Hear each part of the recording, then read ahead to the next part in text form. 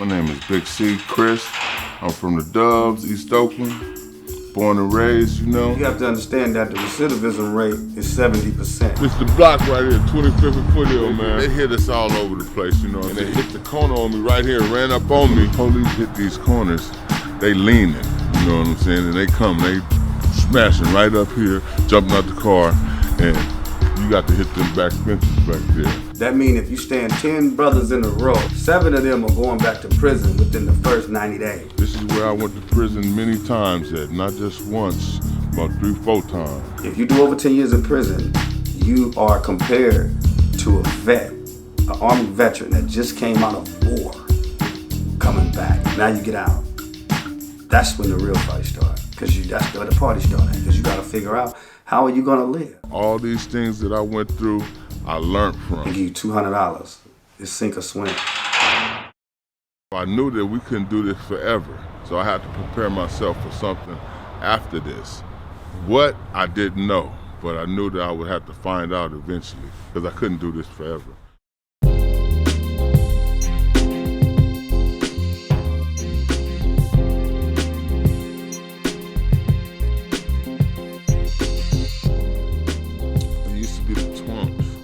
Then it turned into the murder Dubs. That's what they call it now. Well, actually, when I came up as a kid, man, we was from the beginning, we was pumping gas and we was helping people with their groceries, and we was riding around getting plums off trees and low courts and high goes with the pretty young ladies, the pretty girls back in the day when they used to, the press and comb and all that stuff, old school dresses, I come up in a beautiful era. I think it was the 70s, and it was a lot of family orientation, a lot of love, a lot of black pride. The Panthers had just left the scene. So Oakland was beautiful. We skate around the lake on the weekend. I come from that, man. Eventually, when I got a little bit older as pre-teens, I used to like hanging out with the AC Mob. Go hang out on 4851, my cousin Demon Den. We go to the mall. Everybody go to the mall. Your mom gives you some money to go buy you some 501 surfers. World Cup surfers, 501s, derby jacket, hanging with the fellas, Absolutely, and that was the dress code, the derby jacket, and later on in the game, next thing you know, start putting the names on the jacket, right? Put your hood on where the jacket, from. where you was from. Yeah, I feel that. Hats too, man. Yeah, the hats with the little hands on it. Yeah, that was a little later. Back then, it was. You see niggas with the sniper hats, with the glasses with no lenses, Playboy bunnies, Playboy bunnies with the perms and the snipers, you know what I'm saying? So it was fun, man. I grew up on 23rd, so I used to look at Mickey Mo and all them, and them was OGs, and we was kids back then. We couldn't even walk past there. My mom would whoop our ass if we even walked past Tony's Liquor. So. By 16, I was on 96. I was grinding. I was grinding, and it started way before then. Around 81, 82, you start hearing about the powder boys, dope boys, and you see your homie. He got a wad of money like this. I'm like, what the, how you get all that money? Because actually, we was poor. You know what I'm saying? We come in eating government cheese. Mama couldn't pay the rent. Granddaddy and grandfather in there arguing and shit on the first. He then went to the track and messed off the money. So, we was going through it, man. It was a struggle, and you could look at the situation that black folks has been going through all throughout the history in America, that made that happen. But wasn't nobody balling in the 70s, you know what I'm saying, in the 80s, If you was, you had a good job, you was working at General Motors, or you was working at one of these companies, you went to school, had a college education, but in Oakland, a lot of families were struggling, so when we seen that, you know what I'm saying, and they got on the flyest clothes and stuff like that, oh man, it was a move. It just dropped out of nowhere, the dope game, and we had to get into that because a lot of us, me and my family, we hung together. We was tight.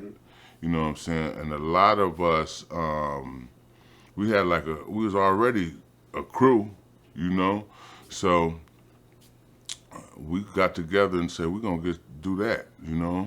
That's what we're gonna do. And then looking up to Felix Mitchell and Mickey Mo and Lil Durl, and we coming. We trying to be ballers like them, millionaires like them. Man, they said what? Felix bought the Clark Gable mansion. Oh man, that was who we was looking up to. We wanted to be like Fee. Okay, yeah, man. So this is the 25th Apartments, man, where we set up shop back in the day, long time ago in the 80s. And this fence used to be a wooden fence. So when we was grinding, the 5-0 couldn't see through the fence. So one time they set up a van right here. They just parked the van right here. It was full of police, similar to a white van across the street. But they parked the van, you couldn't see in the van, and whoever opened the door, that's when they would try to hit. But this was wooden. We used to hang out right here, or we'd be on the second floor looking over. You know what I'm saying? We'd be on this side looking over, making sure we're walking down the street. And if they hit, we hit the back fences and the back roof back there and go to the other apartments around the corner. Or we had spots up in here where we would go. But if they hit, we wanted to get out of these apartments and hit the escape route in the back. So on this whole street, this being 25th, this was the whole block, man. So this was one of the spots that I was at. I had a spot right here, that house across the street right there. Upstairs, we had that one. This right here was, they became the police. They used to watch us, and the Mexican mother, she didn't like us, and the kids became police officers. What was it like when you first started, I guess, getting on grinding? the other side of the law? Yeah. Honestly, man, niggas was getting high, man. Two Store was rapping about bass rock cabbies and niggas was smoking Grammys. You know what I'm saying? And we was grinding at the same time, right? But that's how a lot of guys in my generation got caught up and became dope addicts. You know what I'm saying? Because they couldn't get out of that. They couldn't get out of that drug use. But some people went through it and went through the stages. And we had rock houses. Used to be places where you would work for somebody who had a house, and he'd pay you to watch out or work inside the rock house, and you get paid just like a job. Or on the street, you get a certain amount of money for grinding for somebody. And eventually, as a youngster, we took that education, and we stayed in that life, and eventually we became the big guys, This is another spot right here where my grandma used to stay. And man, this was like 86. It was popping, incredibly popping. It was rolling, I'm talking about really rolling. And that's when we first got in the game. And that's where we really basically got our feet wet in this house right here. What used to happen is nothing but cop and blow. And they come in, every car came down here with buying some dope. And they pop 24/7. I used to fill up my pockets, my front pockets, my back pockets, my jacket pockets, a bag. And we used to grind with a stick. a pistol, and a flashlight. So when you hit the corner, you flash the light. That's where you know where to pull. We didn't want you to pull in front of us because we had customers that already knew.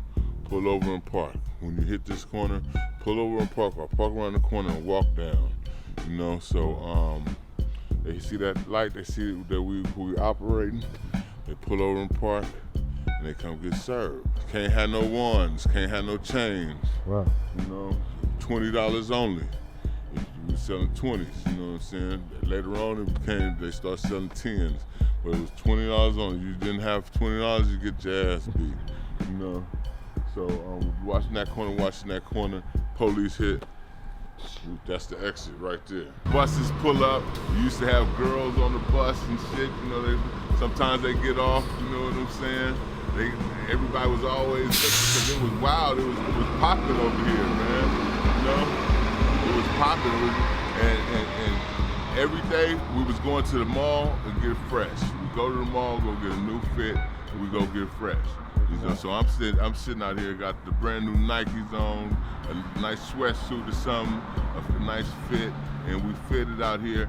And the police, they knew what was going on, especially they knew the look of the D-boys. So they was gonna try to jack us, but we was ready because the bundle is over there or down there. You know what I'm saying? I had a spot right here. You know, had a little female stayed there. Okay. And she roll out here. You know, have somebody watching these corners. You have somebody watching the corners both ways. It just was wild back then, man. It was nothing but grinding. These apartments, we had these apartments right here. It was nothing but strictly grinding going on here. You know, people that lived here, they knew what time it was. It was like, you know, they was under siege because we'd have, I'm not gonna say everybody's names, but it was more people than me. And we had the block, man. It was $1 million spot over here.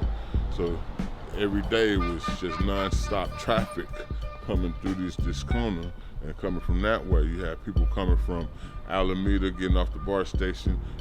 But not only that, it was different spots all around. You know what I'm saying? You had spots up here, spots over there. You know, I'm not gonna say too many people's names. No. You know, but yeah, we would grind all day, and you know, motherfuckers for a brief period, for about 2-3 years. You know what I'm saying? That's what it was. You grind all day, then at night you meet up with your partners. Where I was at, you know, I first started grinding on 96. You know what I'm saying? 96 was very violent back there. There was a lot of niggas over there, and it was a lot of the players in the game came through 96 because 96 was rolling, you know. Lipston was down there, Kim Servine, Brim and Fat Ran and Ice-T and all of them, Birch, Ota B and Art and them. So it was a lot of stuff out there, man. And you know, as we got into the game, because you know it was like a whirlwind. It hit us. We didn't know what the hell we was doing. You know what I'm saying? Once we straightened up and seen what the capabilities of, then we start getting money. You know what I'm saying? Then niggas couldn't. If a nigga was blowing or doing any of that shit, he couldn't fuck with the real players, you know what I'm saying? Absolutely. So niggas start getting money, and me and my folks, we was going all over the place. Frisco, Richmond, you know what I'm saying?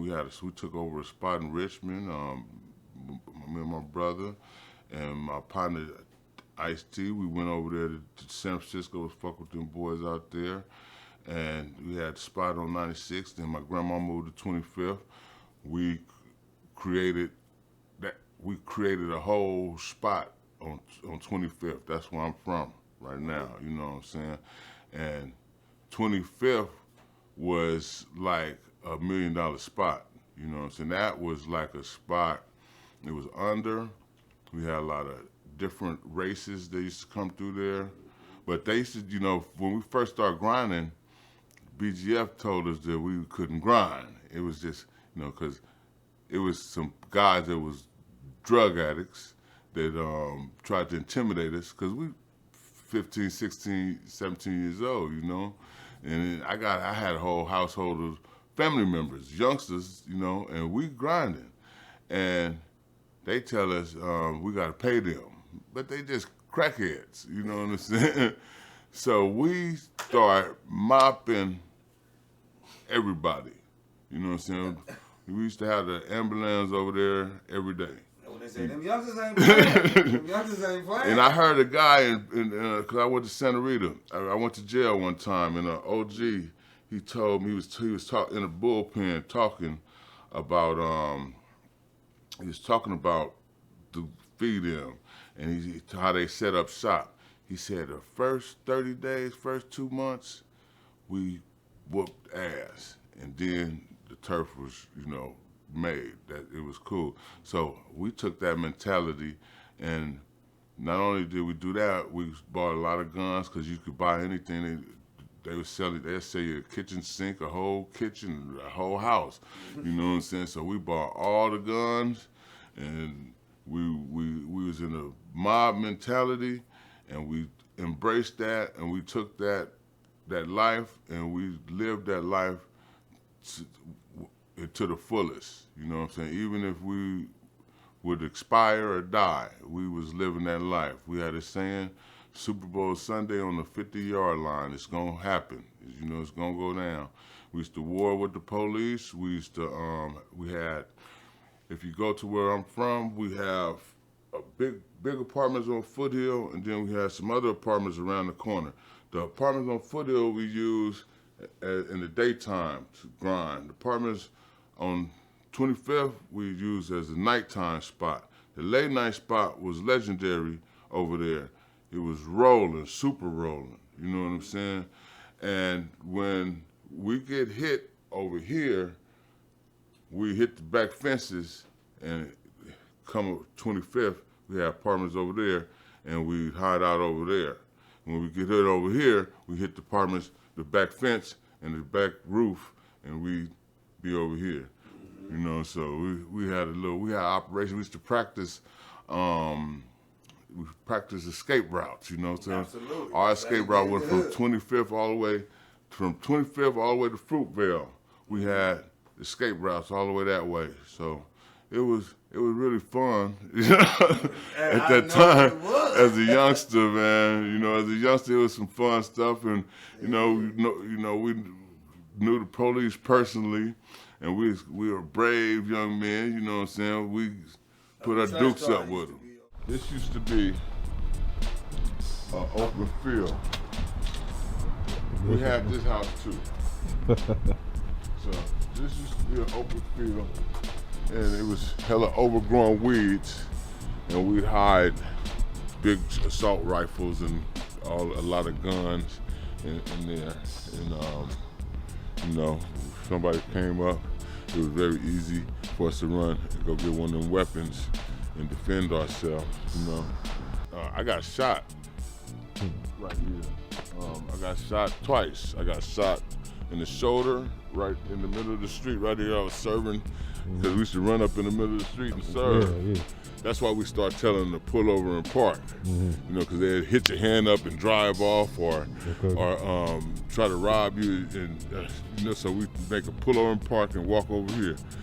So it was some Chinese actually, the Vietnamese, and they my partner pushed me, said, Chris, he's got a gun. My partner pushed me out the way. They were trying to shoot me in my face, because we used to whoop the ass. We whooped a lot of people's ass too, so I don't know what we probably whooped one of their folks' ass. And that was because, you know, if you didn't follow the rules, you get your ass whooped. I learned that from the OGs. So he pushed me out the way. They shot me in the shoulder. I was so motherfucking out of it. I went downstairs and was smoking before they told me to go to the hospital. I went to the hospital. It wasn't nothing. It's still in there. One time I was walking up here, and I had just got into a fight with one of my little partners, man. And I beat him up. You know, I was kind of bullying people. And I get to this point, and I got a pistol hidden over across the street at that other spot where the rat ate the dope. So I'm going to get my pistol because I know they're going to come. and they hit the corner on me right here, ran up on me with AKs and bulletproof vests and ski masks. One came from right here, and one came running across the street. And I told you, big ass nigga, and pulled the trigger. Nothing happened. Still got this mark right here from the barbed wire down there that I hit the barbed wire fence, and just by the luck of God, the gun didn't go off, and I'm still here to tell that story. Good evening. Topping Nightcast, the war against drugs in the Bay Area. At least one city is telling drug dealers and users, enough is enough. That city is Oakland. Oakland has a big drug problem, and police are fighting back by sweeping through neighborhoods and rooting out drug dealers. When Jerry Brown became the mayor, they pretty much shut a lot of open-air drug markets down, using the riders and different techniques that they use. The feds got involved, and the feds, I remember I was sitting on that corner, and hell, the rental cars came up the block, and I look in the rental cars, I'm talking about like 100 rental cars hitting this block, going up to my partners on 26 up there, and they hit, that was the feds, they had the tank and all that shit. And when that happened, we had to totally get out the whole town, so they tore the town up. The first time I went to prison, actually, I got caught. I was in one of them houses, and in the daytime, I was in apartments, and I had been grinding all night. I'll never forget that. I had a Tech 9 up in there, and I had a whole bunch of dope. I had a gun. It was some clothes. The dope was hidden in the clothes, because it's hella dirty clothes in the closet. But the gun was on top of the closet. So I went to sleep. My cousin and they was grinding in front of the building. Police ride up. They run up the stairs and hit the fence and go to the other apartments. Wow. And the police come up there, my door, they checking the doors. My door open. They come in. I'm asleep. They wake me up. It's an abandoned apartment though, so we used to take over the apartment. We used to take over all the apartments. Those two apartments, the owners moved. They didn't come around for about a year. So we had basically took over the apartments, and the police knew it, so they was trying to get us out of there. So, I went to jail for that. I bailed out, and I got out and I served under, and that's what sent me to prison. Yeah, this is where I went to prison many times at, not just once, about 3-4 times. I get caught with a pistol, get caught serving the under. I got away a lot of times. I served under one time. I knew they was the police because I was drinking some Hennessy and I was full, but I knew I could get away, so I served the police on purpose. I served this motherfucker, man. I hit the back fences, and they pulled my jacket off. I run, I jump, I fly. You got back then, man, I got so many barbed wire, all kind of nicks in the brazen. So I do a Olympic somersault over the fucking fence, barbed wire. You don't care where you land, you better get your, because they call it, nigga, we gonna beat your ass. They pull my coat off me. You know what I'm saying? They try to grab me, my coat come off. So I'm over the fence, right? Running the apartments, run up the stairs. We knew the managers we knew all the people in the community. So I run up the stairs, the manager of the apartments, he outside. I'm like, man, I'll give you $100. Let me come to your house. His door open, he let me come in. I lay behind the couch. I'm breathing hella hard. Police, they all look up. I hear him outside his door. You see him? No, I ain't see nobody. But I'm laying down there. They looking for about 30 minutes. They leave. Man, I got the marked money. I send them to the store. Go get me a big thing of Hennessy. You know what I'm saying? And that, you get away sometimes, but when they catch you, it's cookie dough. Yeah, so when I got caught that time, and I ended up going to prison. Going to jail, period. I never liked jail. I don't like, that's why I changed my life. You know, so I going to jail. Period. Santa Rita, man, was you know, Santa Rita back then. I went to back there when it was on Greystone. Huh? I went to the old Santa Rita first. Old You know what I'm saying? Ooh, Old Santa Rita. When I first get on the yard at Little Greystone, because I didn't go to Big Greystone, that was for the shot callers and the BGF. I was 19 or something, so I go to old Santa Rita, right? And when I get there, they had them white outfits, right? Mm-hmm. I see a nigga coming towards us all red. And I'm like, why this nigga got on red? And then as you get closer, it's blood. They used to beat them, they used to beat your ass with the mop bringers, because when you get locked up in the unit, it's no police in there, you know? So it's just 32 inmates, 30 blacks, whites, Mexicans over here. And you get locked up in there, you a snitch, or you on some other, you did something to somebody, they gonna mop bring. The mop bringer was famous, so I was kind of scared when I first went. I was scared as hell. Then them dope fiends that we was whooping, arms was this goddamn big. I was terrified, but you know I always had heart, so.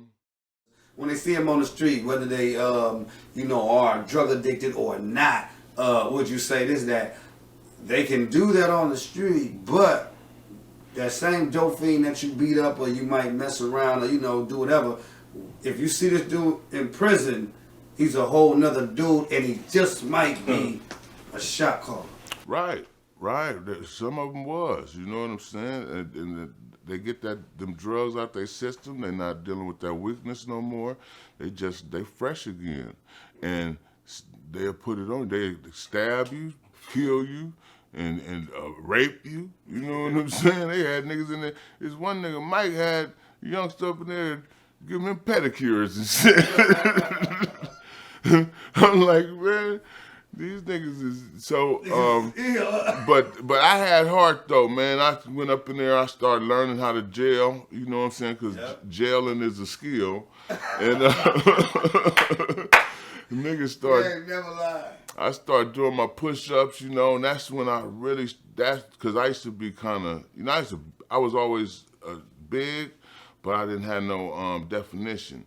So once I started doing my push-ups, I started saying, oh, and then we had the bag. Water bag. The water bag, man. The notorious water bag. The water bag is where you get a couple of trash bags, you fill it up with water, and you take a t-shirt or a shirt and you tie them 2 knots, and you make it into basically a big ass dumbbell, like a dumbbell. That's a water bag. That's the workout. That's the workout gear.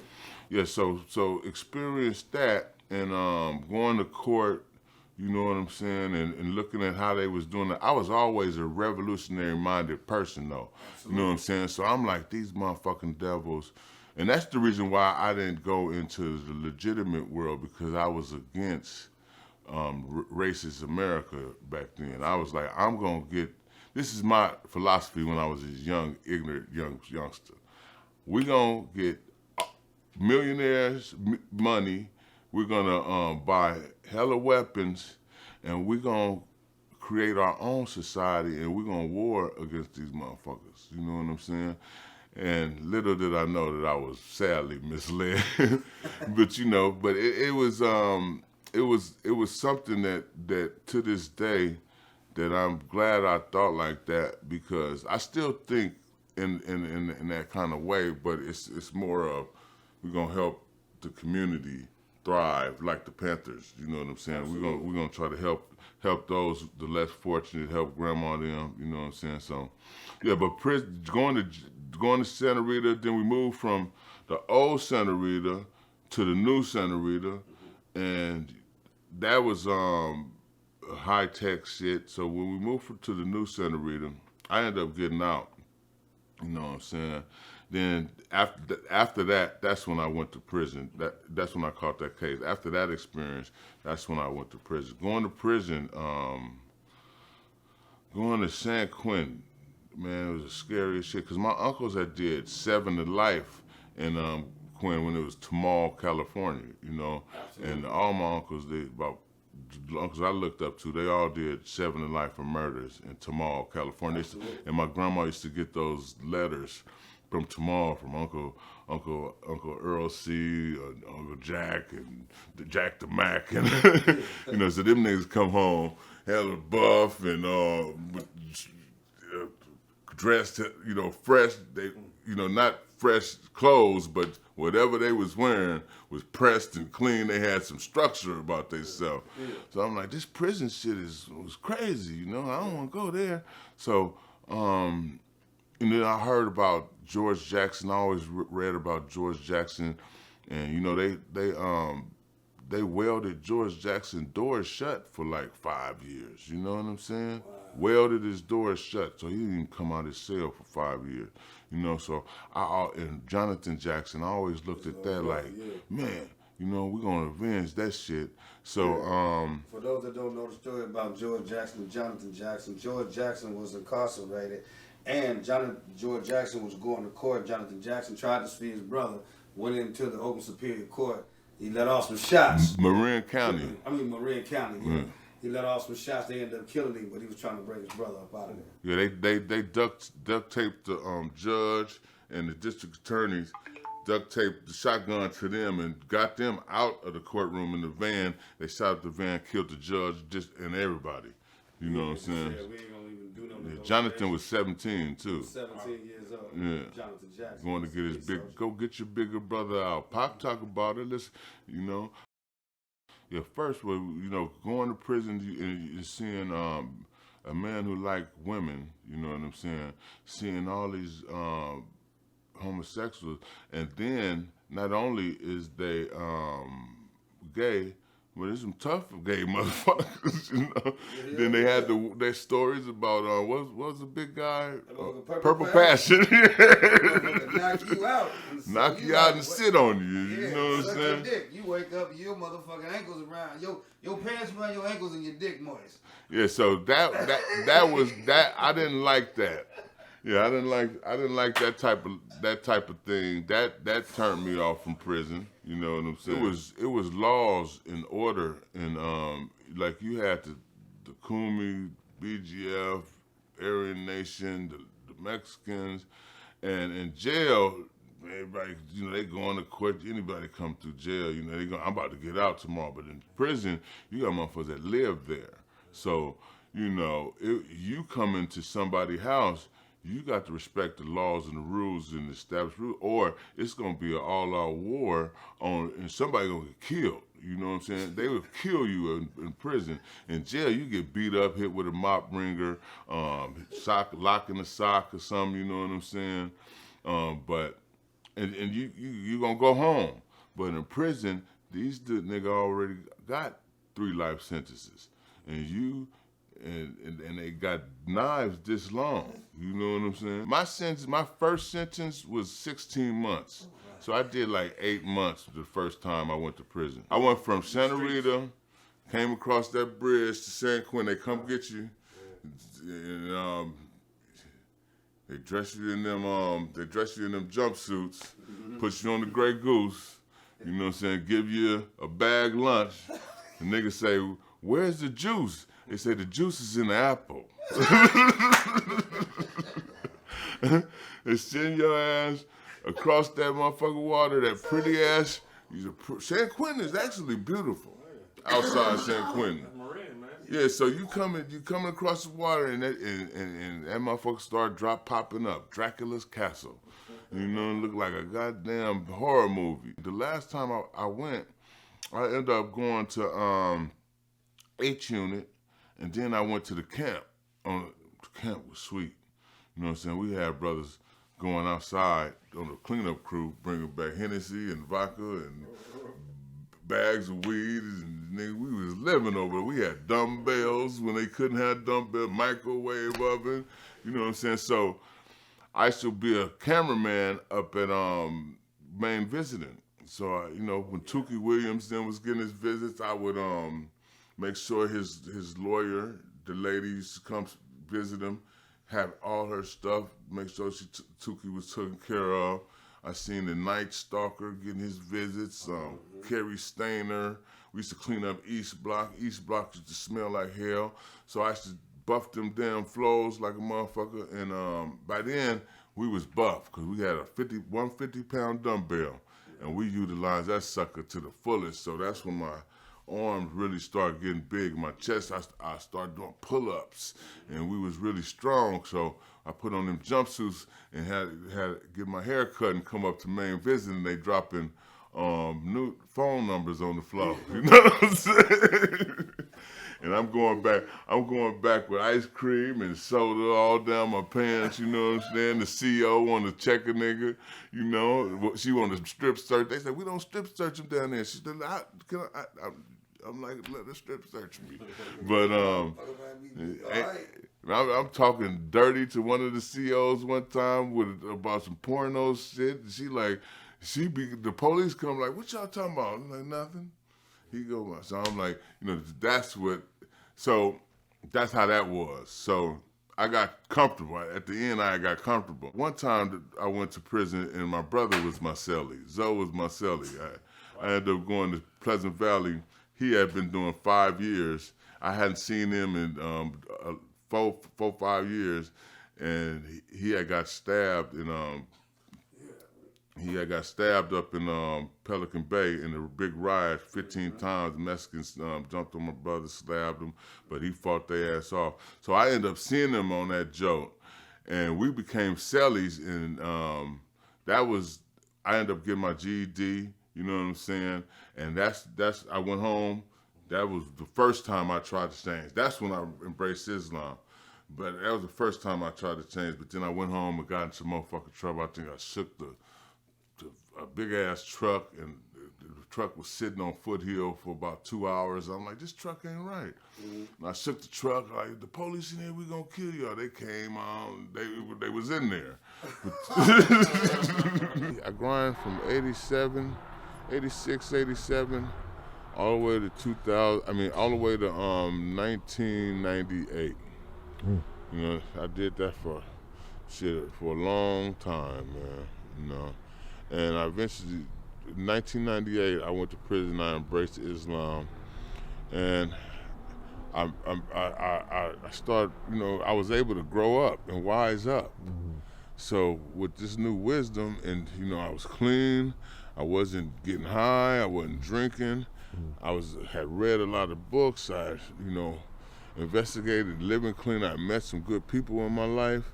Had a good support system. And I decided to change my life, but I didn't know how. So I had to go, you know, I had to bump my head for about 6, 7 more years. But I seen a lot of order. I seen a lot of, I seen people clean themselves up. You know what I'm saying?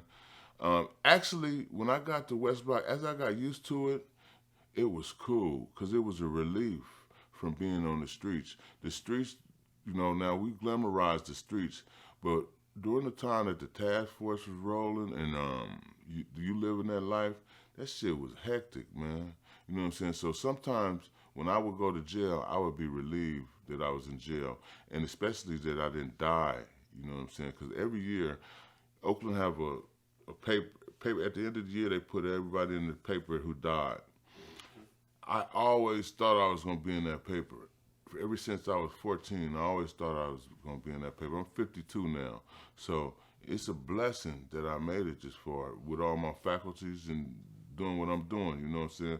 But I always thought I was going to get killed because it was very dangerous, and the police, man, you know, that situation, you always had to look over your shoulder. I used to know every headlight on the cars in the neighborhood that came around. We'll be in apartments, you got to keep your eye on the corners. You got lookouts on the corner. I'm paying people to stay on the corner every day. You got robbers coming through, you know what I'm saying? It wasn't, you know, I got tired of living that life, man. So sometimes when I would go to jail, I would be relieved, and I set in. So last time I was in, one time I was in San Quentin, I wrote a book, you know, and I wrote this book. It was a real good book. It was a book about a young lady that I knew that got killed. She was 17. They shot her in the face. And I met her one night, and I hooked her up with my family, and she ended up coming up, because you know what I'm saying. So when I went to jail, they were sending me money, and I'm like, okay. So then they write me and tell me that she was walking to the motel. So we used to stay at the Mitchell Motel or the Continental Motel. She walked to the motel after grinding. She got about $5,000 in her pocket. Niggas rock up on her, tell her to break herself. She say, fuck you, and they shoot her in the face. So I wrote the book about her. The book didn't talk about that. The book talked about how I met her, and it ended how I helped her, and how she became successful, and how, you know, it had a lot of game in it. My ex-wife threw the motherfucking book away. That was your first. That was my first How many bid. times total you been to prison? About 5 times. 5 fucking times. Yeah, Man, goddamn. So what about like, is it like, nigga, I need to go to prison, or like you said? Nah, I was, you know, when you come home, you got $200 gate money. You know, the turf is rolling. Everybody that came up, you know what I'm saying? It's not like I had a job before, you know what I'm saying? So I got to go back. My niggas got 4 zips waiting for me, you know, when I get home. You know, it's a party, Big C home. Here, it's the spot rolling, so I'm grinding all over again, you know? 1988 to 2000, it was nothing but grinding going on. You know what I'm saying? So I didn't know nothing else, you know? And I didn't want to do nothing else. So that's all we was doing back then. That's all we knew, you know what I'm saying? You get a pistol and started stacking up your armor and stay on that block and hope your ass don't go to jail. Keep your head on the swivel, you know.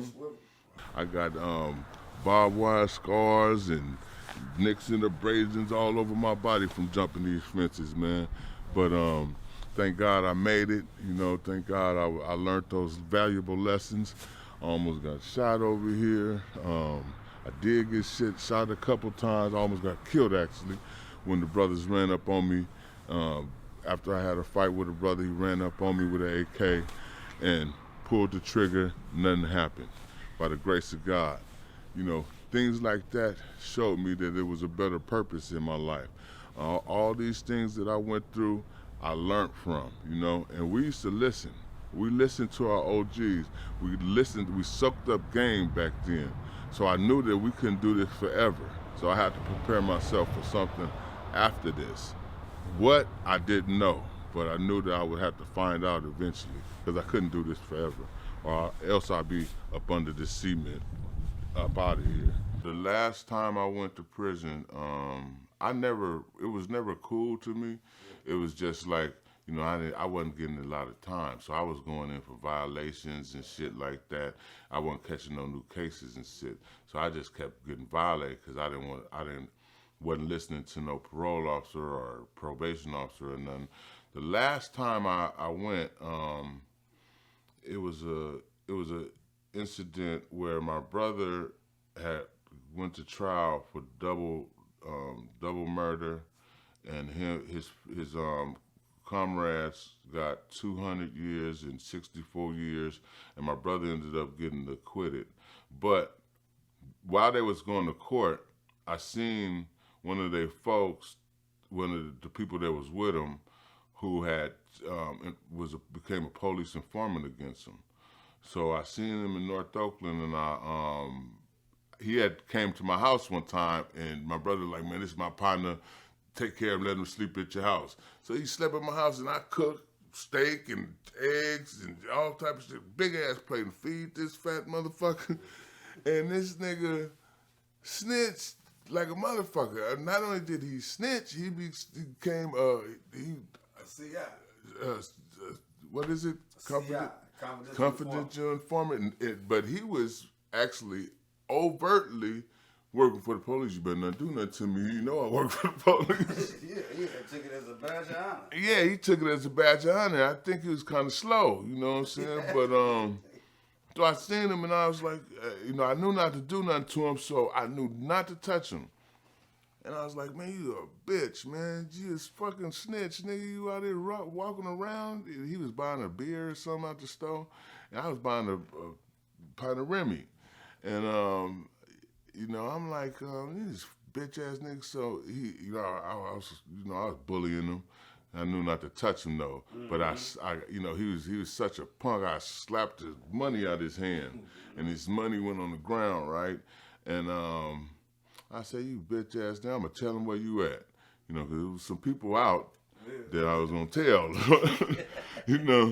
So I left. A week later, they come and get me. Taz, Vice, all kind of motherfuckers in suits. I'm like, damn, I'm thinking like, who did I kill? And so they get me in the car, and they like, I'm like, man, what did I do? He said, you know why we come? I'm like, now what did I do? He said, you ever heard of so-and-so? I'm like, oh, man, yeah. So I'm thinking, man, I'm about to go home. So when I get downtown, they put me in the homicide room. Now, this was a high-profile case that he was on. So I was tampering with, fucking with this witness. And the district attorney at that time had a hard-on for this case, and he wasn't playing about this case. So they came at me with some shit, man, and I ended up taking it because I could have beat it, too. And I could have beat it, but I took it. So I took it because I felt like, I'm hella stupid. I shouldn't even said nothing to this nigga, man. And at the time, I was kind of, I was tired of grinding. There was so many people that had died in 2007. 2007, I considered that life, the game, was over with. You know what I'm saying? We had a guy named Apondo White that got killed around the corner. You know what I'm saying? And it was just like, I was like, the feds had hit everybody, took a lot of people to jail, and I was like, man, and it was so hot, man, the rioters and all that shit. I'm like, I'm finished. So I ended up going to jail during that time, right? And I had met my first wife, and I was living with her, and her family was totally different. You know what I'm saying? They had money, they owned houses that they lived in, and her granny was an old lady, and I used to love talking to her granny. Old, pretty, light-skinned old country lady too. You know what I'm saying? And she just said, "Chris, sit down for a minute, talk to me." And I talked to Granny, man, and she had so much wisdom and shit. And I've always been smart, even though I was a street guy. I always read. The way I post up on the block, I go get me an orange juice, a newspaper, and I read the newspaper since the 80s. You know what I'm saying? Every day. So I was always book smart. I was book smart in school.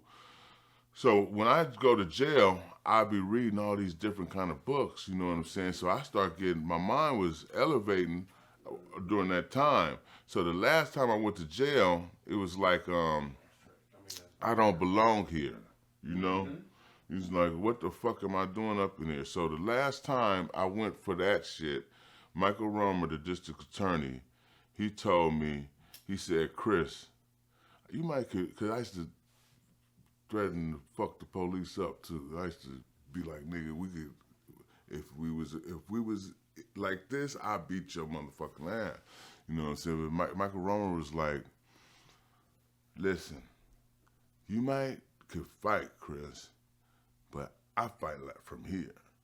And I was like, this motherfucker got me too. He whooping my ass. So I end up, I got 3 years that time, because I was on probation too, and they gave me terrorist threats with, which the nigga said I robbed him for $5. You know what I'm saying? So they said I robbed him, threatened the witness, terrorist threats, and they said it was a strike. I had a fucked up public defender because my money was funny, you know what I'm saying?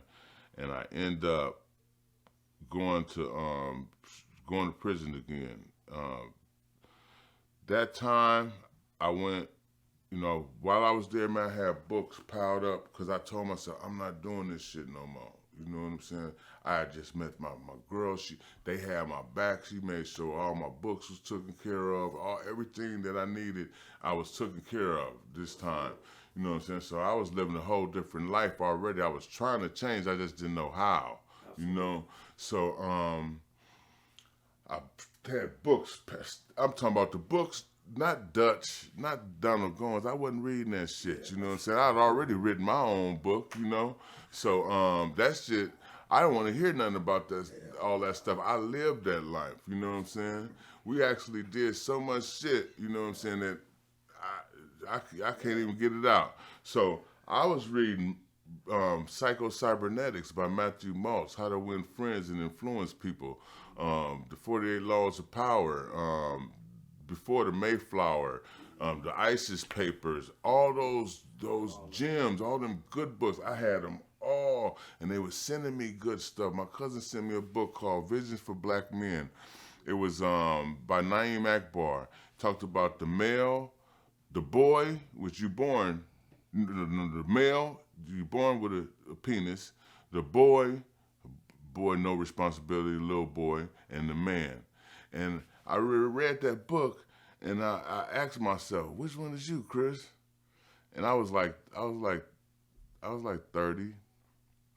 I was like, man, I'm the boy. You know, I ain't even got no motherfucking driver's license. I ain't got shit. I ain't got no job. I can't do nothing. I'm in jail. I'm a fucking boy. You know? So I held a mirror up to myself, and I was like, man, nigga, you gonna tell yourself the truth, nigga. We gonna be truthful with yourself. I got a lot of shit to fix within myself. So that's why I started stacking them books up, man. I started reading them books. I read the Bible. I read the Torah. I read the Quran. I'm talking about the whole books. You know what I'm saying? That's all I used to do is read. I used to put toilet paper in my ear. So I practiced not saying a word to nobody the whole day. You know what I'm saying? I practiced discipline. You know what I'm saying? I had my exercise program. I was slapping the shit out of people. Noise check, motherfucker. You know what I'm saying? I was mad at the motherfucker. But I was taking care of people too. I made it. They told me, Chris, you made this motherfucker into a masjid, because I start you know, after I start reading the Bible, the Torah, and the Quran, that's how I start getting softer. You know what I'm saying? I embraced Islam. I was a good Christian at first. I was trying to be a good Christian, learn all I could learn about Jesus, and the Bible led me to Islam. You know, so I'm spiritual. You know what I'm saying? Absolutely. So I always been God fearing. I don't want to ask God for nothing. I want to thank Him for so the prayers 5 times a day, keeping me God conscious and conscious, because I needed that. You know what I'm saying? It's like, you know, I'm hard-headed. You know what I'm saying? I got to stay grounded. If I fall off a little bit, shit, anything could happen. So the 5 prayers, the wudu, and the concept that there's one God, no man is God, God is one, and He's separate from His creation. Mm-hmm. That, you know, that appealed to me. You know, and it was just a higher spiritual thing. And we still love Jesus. So I was like, okay, as long as you love, because that's what my mama, you know, she named me Christ, Christian. You know, so my mama named Mary, my name Chris, I'm Jesus. Jesus did. Well, thank you, Jesus. Yes. Where was you when I needed you, motherfucker? Yeah, I didn't need you at 15, man. Right. So I was always spiritual, man. So I incorporated that in my we all been traumatized in this life in this country. I incorporate that in my cleaning myself up, you know, getting myself together. I use that. I use the knowledge from the books, and I use holding myself to the truth, holding a mirror to myself. I can't lie to myself. You know what I'm saying? What am I doing in here? Am I that stupid where I got to keep coming back and forth to this motherfucking jail? I can't do nothing else? So that last time I went, man, the COs, I was working in the main visiting, and the lieutenant, he was like, Chris, they used to like me, you know what I'm saying? So they used to look out for me. They tried to send me to firehouse. They tried to send me to work in houses off campus at the gym. You know what I'm saying? But I only had like 2-3 more months, so I'm like, man, I'm just gonna stay right here. You know, so they like me. My girl come up and visit me. She got crab and steak, and they take a piece of my steak to tell Hall we took a piece of the steak.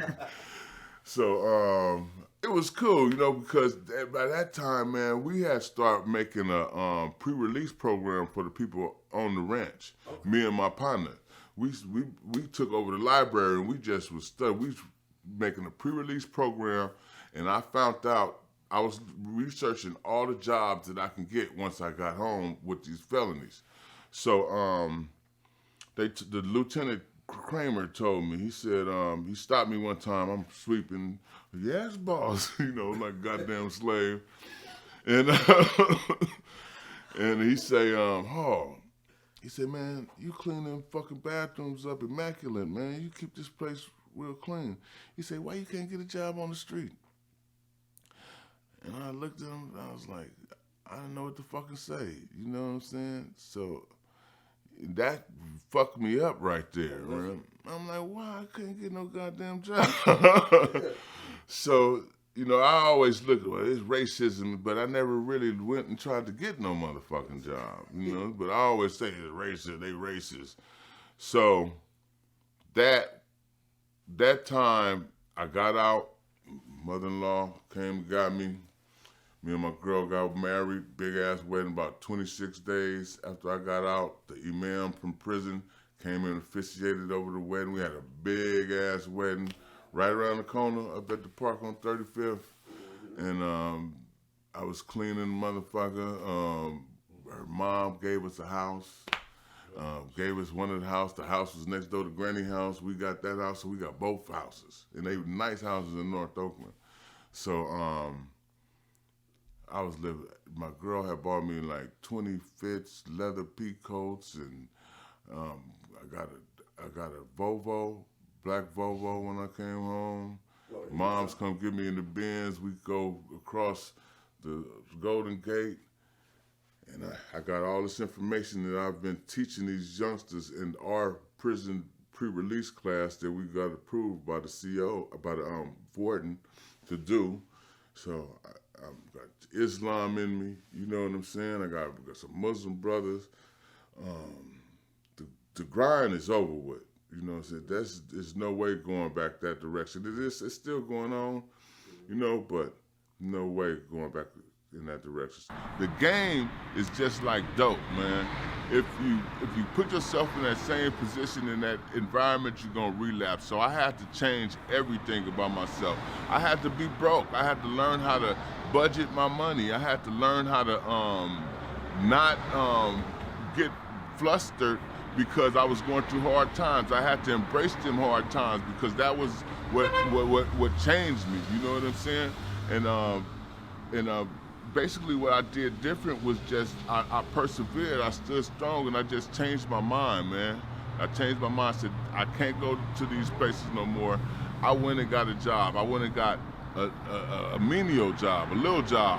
And those little jobs, I took baby steps. I took baby steps, got my ID, got my license, went to school, worked on getting a degree. And after I took so many baby steps, I look back, I took a huge leap. You know what I'm saying? So that's basically what I did. So I get out, I go stumble around for a while I'm working off Craigslist. I'm throwing the newspaper at the 100-year anniversary for the earthquake in San Francisco, the Chronicle. My niggas, E and T, they balling. You know what I'm saying? They doing all kind of shit. They getting money still. I'm talking about big money too, hundreds of thousands. And they want me to fuck with them. I'm like, I ain't fuck with you niggas, man. And they called me one time. They're like, Chris, man, what you doing, man? 6 in the morning. I'm like, Chronicle, get your Chronicle. It's the 100-year anniversary. I'm selling newspapers, San Francisco. They pay a nigga about $60, you know, for the morning. But it's a job, man. I'm going back home to my family. I ain't fucking with you guys.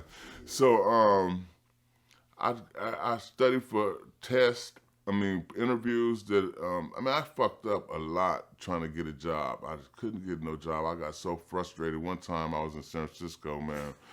I smoked some weed before the interview. I studied the whole company before this interview, and I had an inside line into the job. Yeah, you got the plug. I smoked a joint though before I went to the interview, and man, I was stuck. I forgot every fucking thing. So I was a well-dressed man coming out that interview, kicking over garbage cans, screaming and hollering, cussing, walking down on Larkin Street in San Francisco. Man, a motherfucker, man. I knew I fucked that interview up. So I went to, my stepfather used to say, man, you gotta just go to hella interviews so you could learn the language and learn the shit. So I just started going, applying for shit I knew I couldn't even get, And just I started learning. Once I started learning, then I got into this training with this nonprofit called CalPEP. And that's one of the jobs that I knew that I could do, working with people with HIV. So I became a case manager. First, I started off as an outreach worker. Absolutely. That was like one of the first jobs that really fucked with me. They hired me, and it was a good job. They paid me like $17 an hour. I was an outreach worker, and we drive a mobile van around. We do HIV testing. And, I eventually became a case manager and client navigator, where I was working with the positives, and I would navigate them into care. I did that for 10 years. I navigate them into care, and I helped a lot of people change their lives. I gave a lot of people the HIV diagnosis. I gave a lot of people I started going to the PAC meetings, speaking, and talking to. They had different programs in the job. So I started working on programs that was geared towards the formerly incarcerated, and I helped a lot of guys get on point. After that, I started learning how to work. I started doing all kind of stuff. I got me a truck, started doing my own little business. I eventually got out of that, and I like right now, man, I got like 2-3 jobs. I get paid a good wage, and I got my records expunged after all that. Just got my paper records expunged. They didn't expunge that gun though, so I'm mad about that. But I got my records expunged. I work for a company that's up under Google, the alphabet right now. All at work, I don't fuck with nothing but squares, So, it took a lot for me to get there, man. I had to really be honest with myself. I had to stop. I had to stop trying to follow the Joneses. You know what I'm saying? I had to step outside of the box. Like with my partners, they call me like, Chris, man, you really have changed. Yeah, nigga, I have changed. I'm not 15 no more. I'm 45. I can't do that shit no more, man. I ain't trying to go to jail. I look around the jail. You got some of the worst motherfuckers in there. This nigga done killed his baby, or this nigga done raped somebody, or this motherfucker. A lot of dudes doing that emotional killing. You know what I'm saying? They deal because of immaturity. They don't know how to deal with certain situations. So, it's a lot of that going on in our community. That's why we got, tonight somebody gonna get gunned down for nothing probably. You know what I'm saying? So I don't want to be a part of that no more. You know what I'm saying? I want to be a part of, I want to be looked up as a man. I didn't want to be looked at as a nigga that pull your pants up, lesser than, you know what I'm saying? I want the motherfucker to respect me.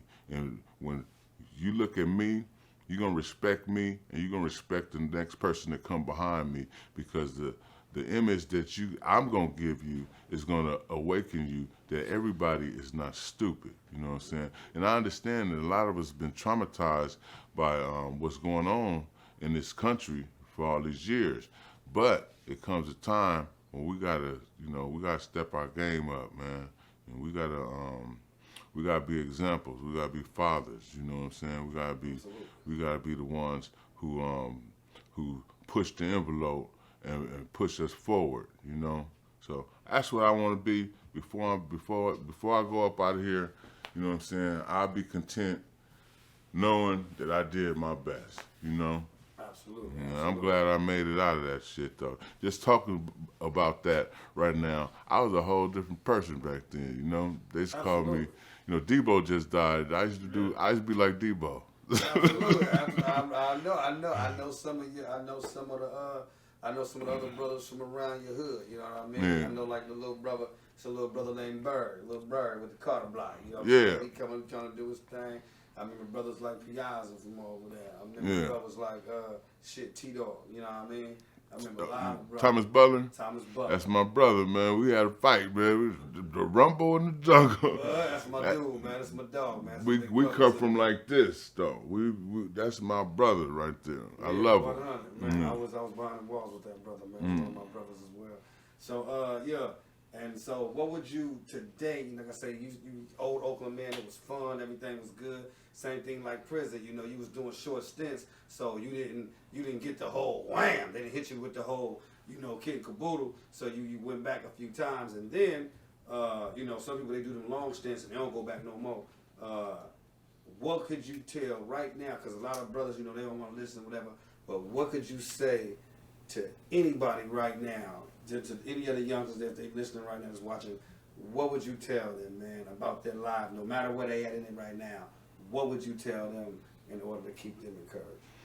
Yeah, you gonna get, God willing, you gonna get older. You know what I'm saying? And you don't want to waste your time on this earth being stuck in one place, man. You want to learn get as much data and information in your mind, and get as much experience as you can. Just stand in one place. You know what I'm saying? It's like a little plant. If you put it in a little vase, it's not gonna grow that big. You know what I'm saying? But you put it in the big ass pot, it might grow into a tree. You know what I'm saying? So broaden your horizons, man. Look around. Just get out your environments and go see other things, and give yourself some time to live. Live a little, because as you get older, you're going to gain more understanding and more wisdom, and you're going to think different. I thought I was an idiot at 14, 15, making those decisions. As a 50-year-old man, I can't make 14, 15-year-old decisions. You know what I'm saying? I had to update my data.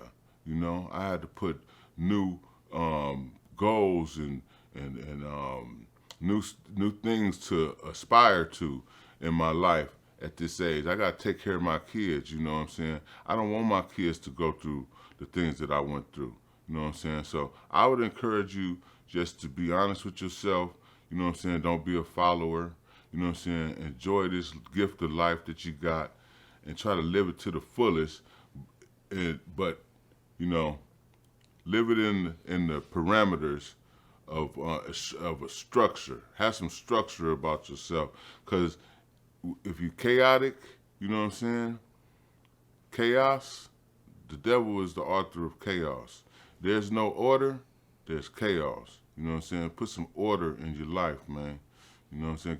Go get an education. You know what I'm saying? Go work, go get a job. You know what I'm saying? You might start off with a low paying job, but now you got some experience. You know what I'm saying? Go get another job after that job. Just keep growing. Keep growing. Don't keep yourself in that little ass pot and get shot. Hey man, I want to thank you for coming through, Big C. We just took a ride through the Dubs, man. Thank you for spending a lap with your boy. Y'all remember, it's Jerry Law, man. And this is Gate Money. Peace and blessings. Yeah, man, all my little cousins, they came through here. Everybody was getting money right here, man. This was the spot right here. 25th Foothill. It was so funny listening to your story and listening to you, because what it's gonna do is the people that's watching is gonna wake them up, because we all did the same thing.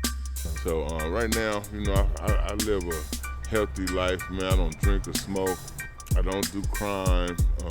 I had a rap group called Next of Kin. We made an album in '96 called Ghetto Poetry. And I said, because the truth will be good as a confession to have me up in San Quentin stressing.